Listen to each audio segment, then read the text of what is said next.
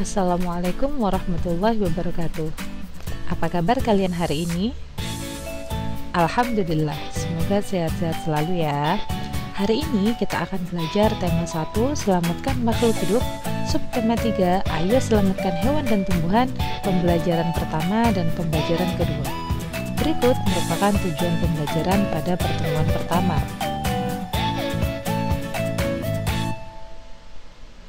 Dan berikut ini adalah tujuan pembelajaran pada pertemuan kedua.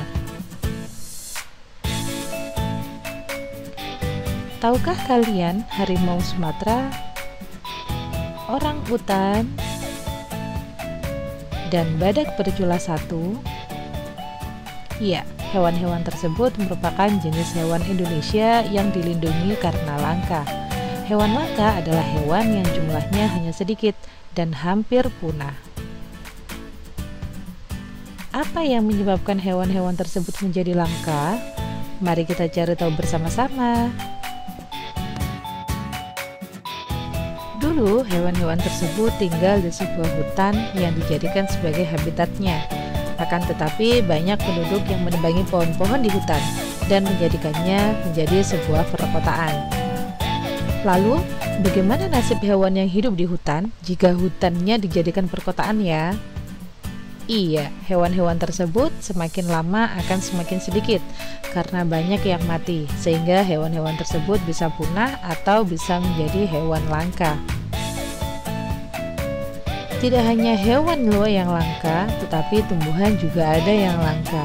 Agar hewan-hewan dan tumbuhan tersebut tidak punah, apa yang harus kita lakukan untuk melestarikan hewan dan tumbuhan langka di Indonesia ya?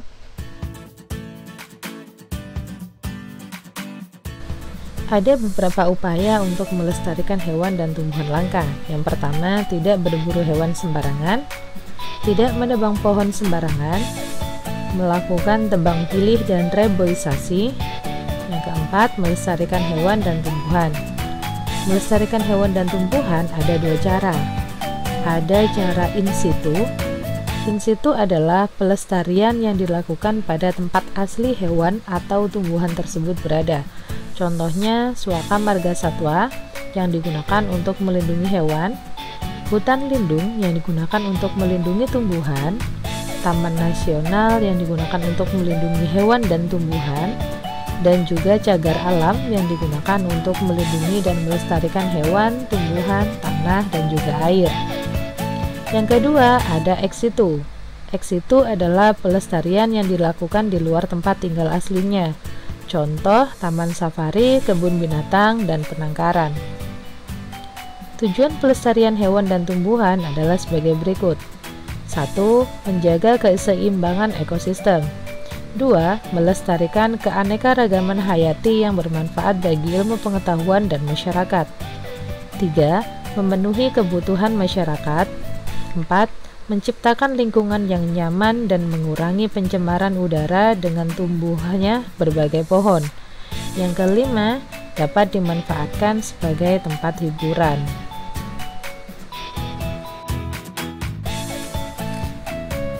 Mengapa hewan dan tumbuhan perlu dilestarikan? Ya, karena hewan dan tumbuhan sangat penting bagi manusia.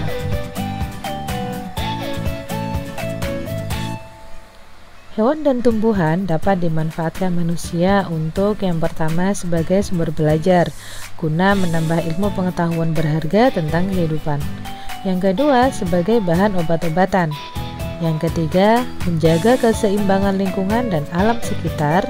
Dan yang keempat, sebagai bahan konsumsi, bahan pangan, bahkan sampai sumber pendapatan.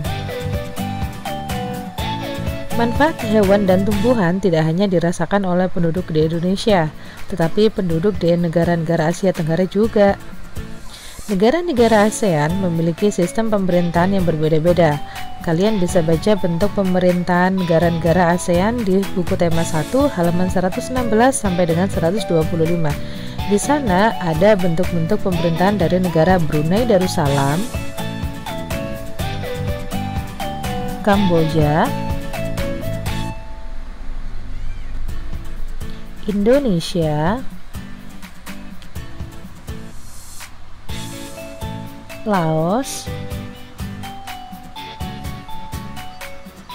Malaysia,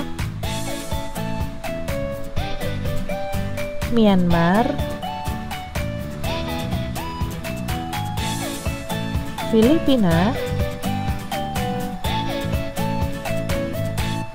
Singapura,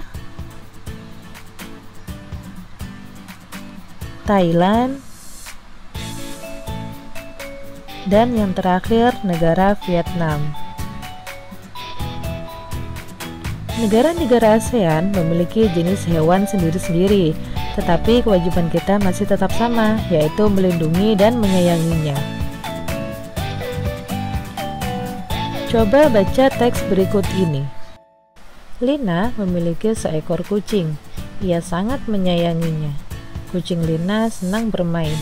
Terkadang Lina mengajaknya bermain di taman atau di halaman rumah. Kalau Lina sedang bersekolah atau sedang bepergian, kucing Lina bermain sendiri, memanjat atap rumah, berguling, atau bermain dengan bola adalah hal yang disukainya. Pagi ini Lina sangat sedih. Kucingnya terjatuh dari atap rumah. Saat Lina mendekati kucingnya, Lina melihat kaki kiri kucing terluka. Lina panik. Tetangga Lina adalah seorang dokter hewan. Lina membawa kucingnya ke sana. Dokter hewan sangat teliti mengobati kucing Lina. Ia memasang perban untuk menutupi luka kucing. Setelah diobati, Lina membawa kucingnya pulang. Ia senang karena kucingnya sudah bisa berjalan kembali. Menurut kalian, sikap Lina merupakan penerapan Pancasila sila keberapa?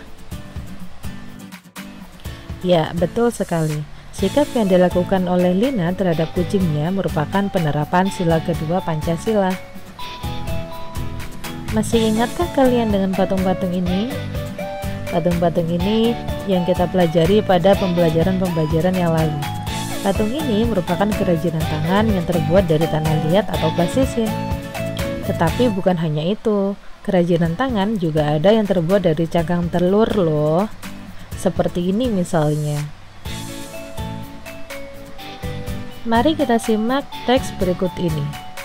Dayu dan Siti membeli 3 kotak kerajinan dari cangkang telur ayam. Setiap kotak berisi 9 kerajinan berwarna merah dan 9 berwarna hijau. Berapa jumlah kerajinan telur yang dibawa pulang oleh Dayu dan Siti? Nah, apa yang harus kita lakukan dengan teks tersebut? Pertama, kita tuliskan dulu bentuk operasi hitungnya, yaitu 3 kotak dikali buka kurung 9 kerajinan warna merah ditambah 9 kerajinan warna hijau tutup kurung, sama dengan 3 kali 18. Karena 9 ditambah 9 berada di dalam kurung, sehingga harus dikerjakan terlebih dahulu, sama dengan 54. Jadi, jumlah kerajinan cangkang telur yang dibawa pulang Dayu dan Siti adalah 54 buah. Alhamdulillahirrabbilalamin, pembelajaran ke-1 dan pembelajaran kedua kita hari ini telah selesai. Semoga bermanfaat dan insya Allah kita akan bertemu lagi pada materi berikutnya. Salam sehat dan semangat. Wassalamualaikum warahmatullahi wabarakatuh.